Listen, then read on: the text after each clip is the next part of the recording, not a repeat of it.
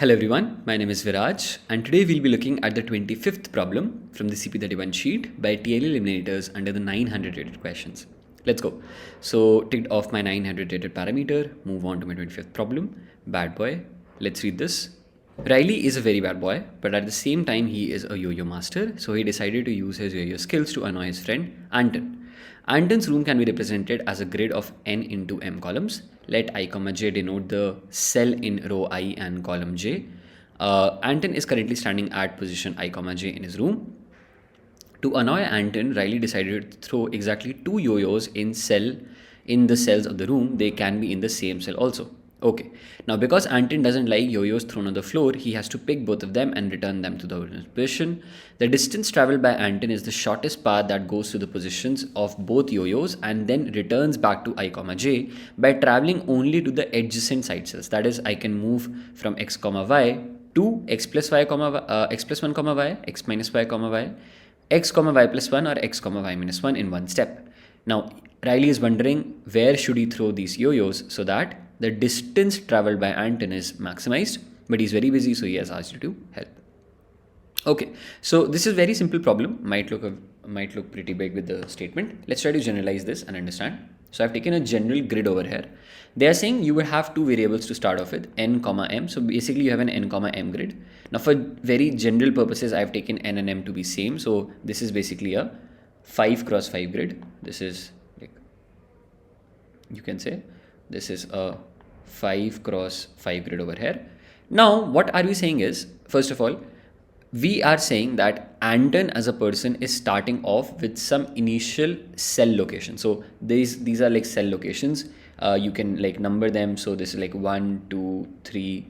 So like this is 3, and then this is 4, and then this is 5, and then this is 1, 2, 3, 4, and 5.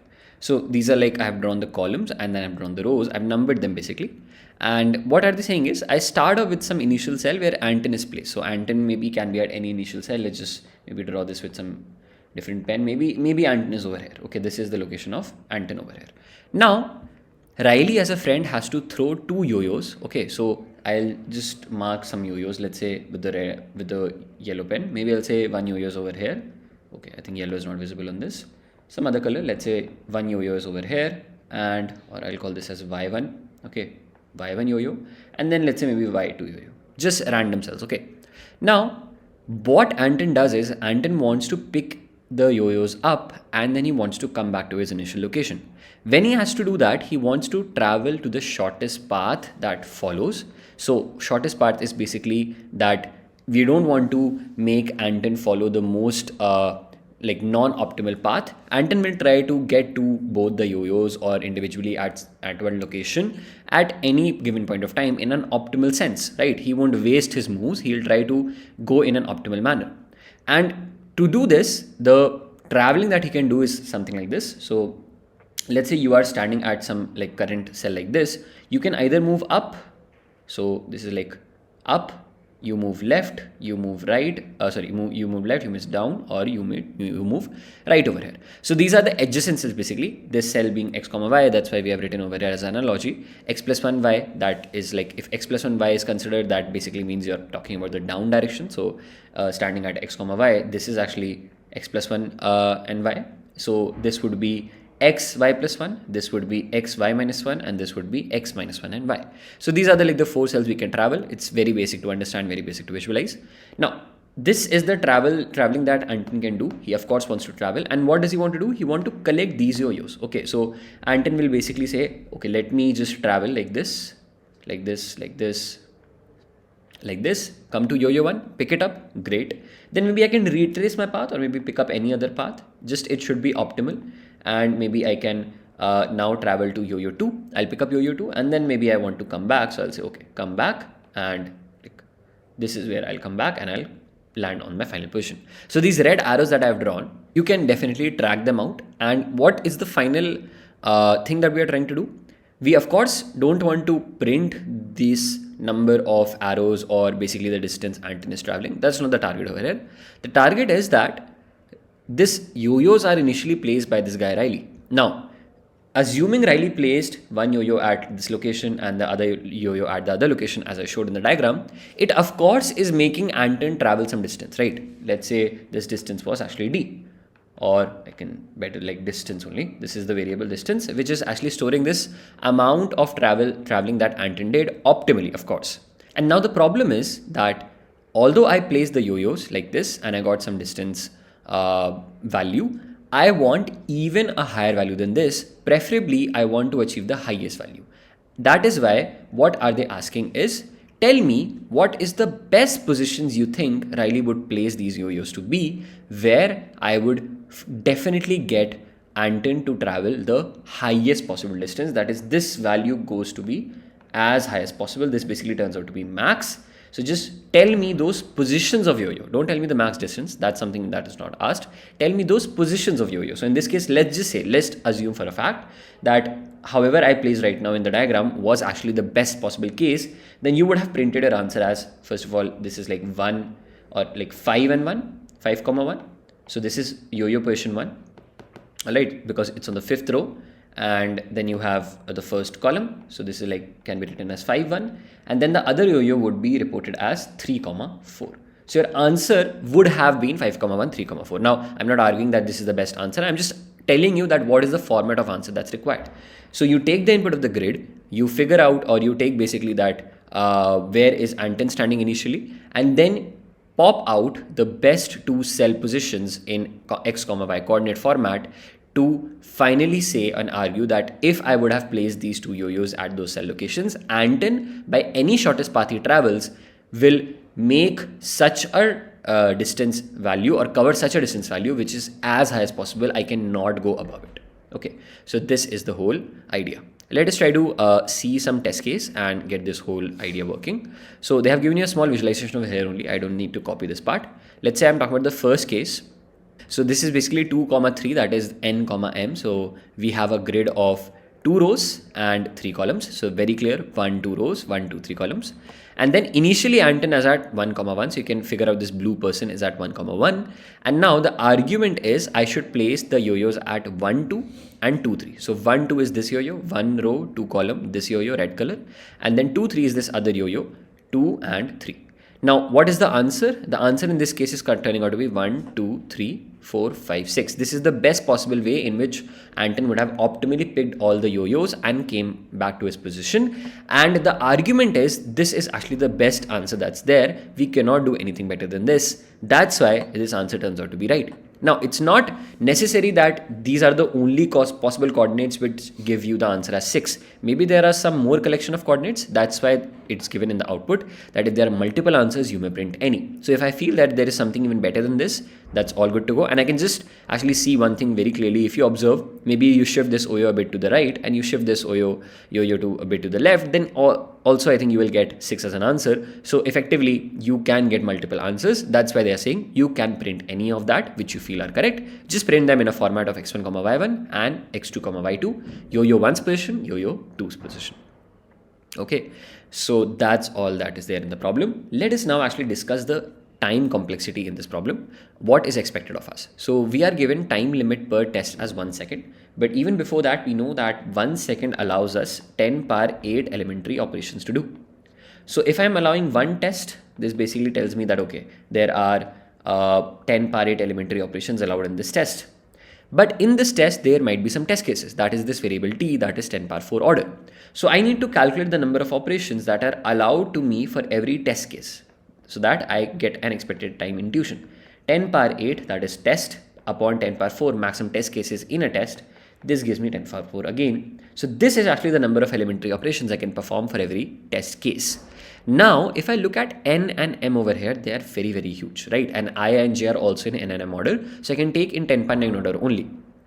Now, I'm trying to generalize the whole idea. I'm not trying to say that my time complexity might be dependent on the factors. But since every factor is in 10 power 9 order, let's just for assumption purposes say that our time complexity was dependent on the factor of n. So this basically creates a solution that is looking in 10 power 9 order, right? So if you create something that is O of n order, this is 10 power 9. Now, will this work? Of course no, because you want a 10 power 4 order, right? So 10 power 9 order is something we cannot achieve, and it would not be, it is clearly visible, it would not be available for us in O of n, or even if you do like standard grid n into m sort of a solution, that is also not going to work. That even makes our complexity go even higher.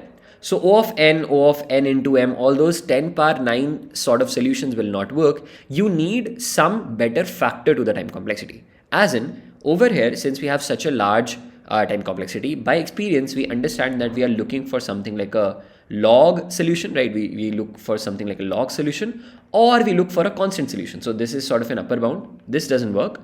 And like approximately, solutions like this won't work. But solutions that are pretty much in log powers will start working, or they are in constant powers will start working. So like log powers as in inside, maybe I have something like a 10 power 9 order, or even a 10 power 18 order will work, because log base power 2 will transform it to be very, very low. It will definitely be less than 10 power 4. And the best thing is you create a constant solution, you come up with some good observations so that you know that the answer is constant. I can just take the input and blutter out an answer. That's going to work for me. So this is by experience what is expected in the problem, since the variables are of such high order. And this is why all redundant ideas in my head should go away. I should not think that I can brute anything out, I can simulate anything out. That's not possible. I cannot code it up in simulation parts. I can observe something, simulate something on my own with my pen and copy, and then maybe come up with an idea, and then maybe come up with some approach where I feel that I've created a very good solution, maybe log powers, or better, a constant power. Okay, so that's the hint in the problem, that's the intuition in the problem, and that is where we should start. Okay, so this is our expected time complexity discussion. Let's actually move on to finally arguing what is the solution in this problem. So this problem is actually very simple. It has a very simple argument, a very strong argument to be specific. We need to visualize that argument, but before that I'll quote it out. The answer can always be 1, 1 and n, m. This is the whole problem. As in, you can always place your yo-yo 1. So this is like a yo-yo 1 by 1 at 1, 1 cell, and you can place your y2 at n, m cell. That is like the top left cell and the bottom right cell, and you will get the best answer, as an anten will travel the distance that is very, very high. It's the highest possible always. Always that is going to work. This answer is going to be the constant answer you can actually print. No need to bother about what is the n and m values. Just print them directly and this works. So this is the argument. Now the important part is, why does this work and what's the ideology behind this? So I'll take this up to a new page. Okay, let's just try to copy this, I think, out. Maybe we can, yeah, so copy it over here and then I'll paste it over here. Yeah, correct. So I've taken the grid again. Let's try to imagine. So let's say anten is standing at a position. This is where anten is with blue. Let's say anten is over here. Okay. Now, arguably, you want to first place yo-yo 1, right? It would greedily make sense that you want to place yo-yo 1 at a location which is very, very far from anten. Now, over here, when anten is at this location, it would make sense that the best possible case I can place the first yo-yo being very far from him is the corners, right? Maybe I can place it at this location, or this location, or this location, or this location, because I know I cannot go outside this boundary, right? So the highest possible, like if you imagine this simply, if you're standing in a room and I ask you, which is that one location which you think is very far from you, you will of course point to some corner of the room. That makes sense. That's common sense. So anten standing at this sort of a grid would simply say that, okay, the any corner with me is definitely the largest. It's not this corner, right? It might be, but it's not this corner in this case, however drawn. It's not this corner, it's not this corner. But if you see, this corner is actually very far. It's actually the farthest from anten, because you would require 1, 2, 3. So, sorry, this is like 1, 2, 3, then 1, 2. You will require actually 5 steps to take back to this corner. That means you are very, very far. And like for this diagram I have drawn, you can pause the video. You won't find any better cell that is farther than anten with 5 value. And that is why argument stands right now is that preferred position of yo-yo 1 would be some corner. Okay, now it's some corner. I'm not arguing that it's a specific corner. It is some corner. So let's just say for simplicity purposes that you can observe the grid and you understood that, okay, this is the best corner I could have taken. So you said, okay, let's place yo-yo 1 over here, y1 over here. By the way, this bottom corner was also at the distance of 5, so you could have placed there also. But just let's just take an example. You place this at this location, so basically this corner, this corner, this corner is not of use to you. Now, once you are at y1, remember, Anton wants to collect the yo-yos and then come back to its position.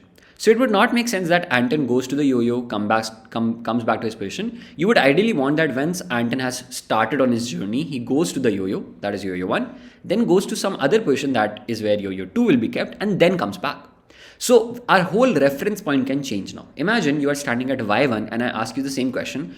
What is the farthest location from y1? Now y1 is a corner of a room. Imagine I am placing you in a corner of a room. Can you very well understand this by common sense that the diagonally opposite, so I'll write this down, diagonally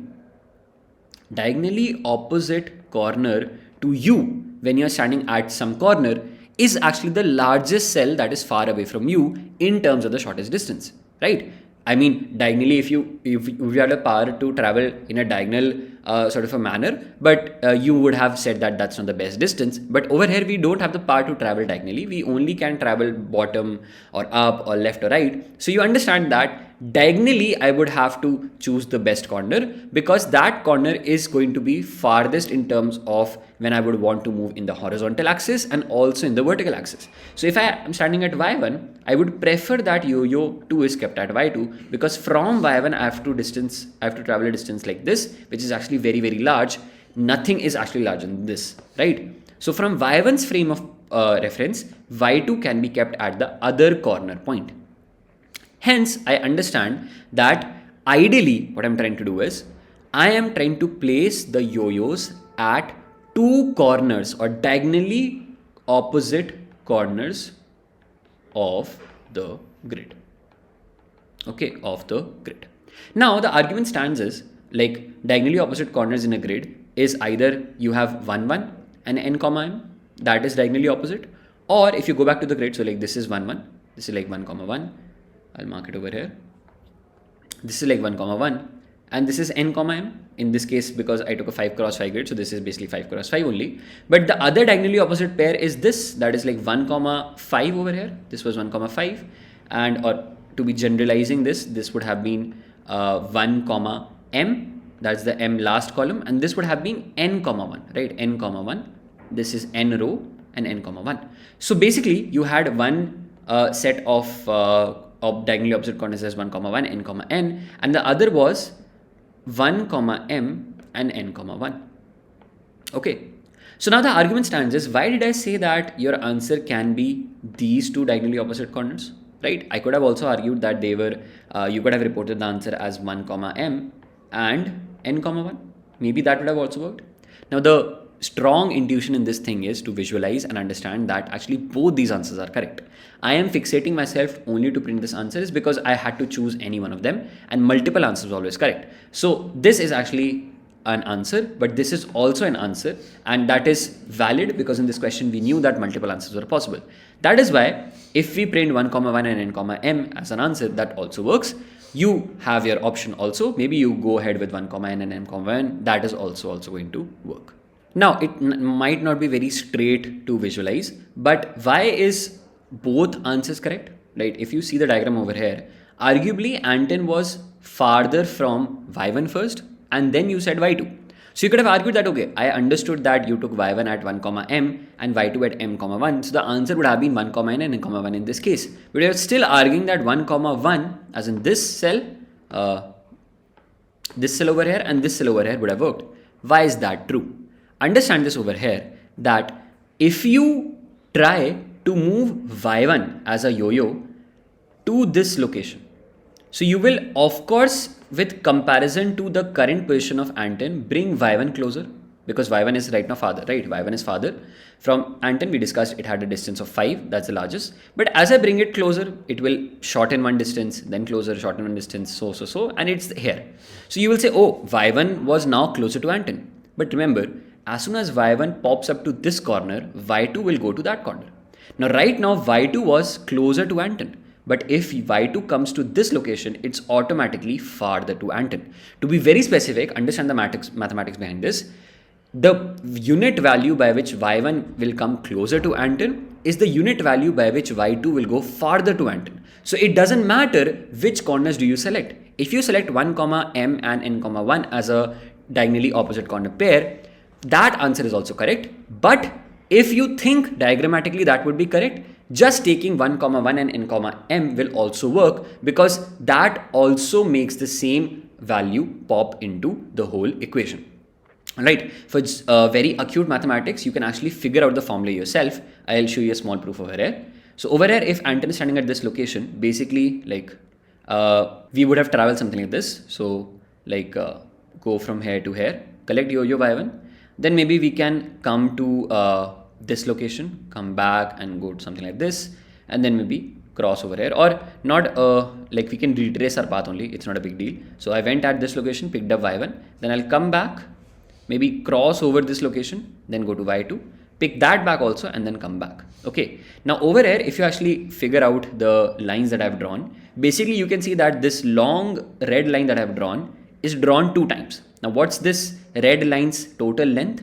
It's basically m, right? But we are traveling distance, so we are not exactly traveling m as a distance. We are traveling m minus 1 as a total distance, and we are doing this 2 times. So this is 2 into m minus 1 plus same thing. If we talk about the vertical direction, if you just try to imagine that this segment actually would have jumped over here. So this is the segment that would have been here. So basically you are getting a straight vertical line 2 times, which is of n minus 1, like it's of n length, but when you since we are trying to travel cells, we are not finding the total length of cells, but like if there are 5 cells, you would travel 4 times. That's the ideology. So this is n minus 1, and you're trying to do this 2 times. So this is again 2 into n minus 1. So effectively you get something like 2 into m minus 1 plus 2 into n minus 1 as the best distance that is possible. Now if you just rub your diagram out and you argue that, okay, like maybe I'll write it like this.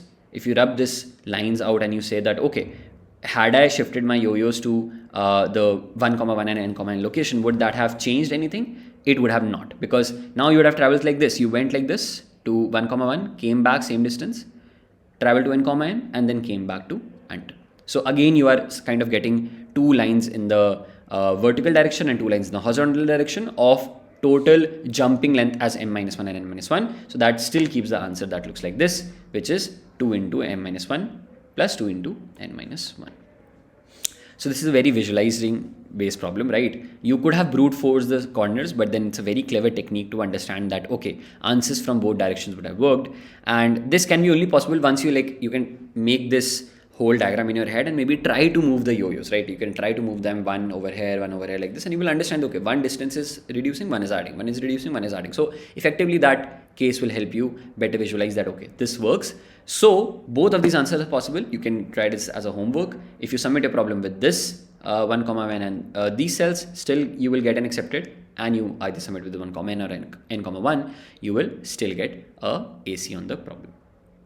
Okay, so definitely a fun problem. Now let's look at the code part. It's going to be cakewalk. We just take the input of n and m, I and j. Since I'm not even worried about where Anton is standing initially, all I want to print is 1, 1 and n and m. That's all. It's always going to work, gets me an accepted solution, single line code. And now this is of course going to act in a time complexity of constant, which is very good for us because it was an initial intuition also. We wanted something that was in constant. Space also turns out to be constant since I'm not using any extra space to calculate my answer. And this is what was our expected time complexity discussion. So it kind of helped here. I simulated the problem on my own with pen and copy and did not bother to run this by code because I knew it would have not given me the right solution even though my logic would have been right. So I simulated it, observed, and came up with a constant solution, which by experience works because the order was such high. Okay. So that's all in the problem. I hope you liked the video. Thank you for watching.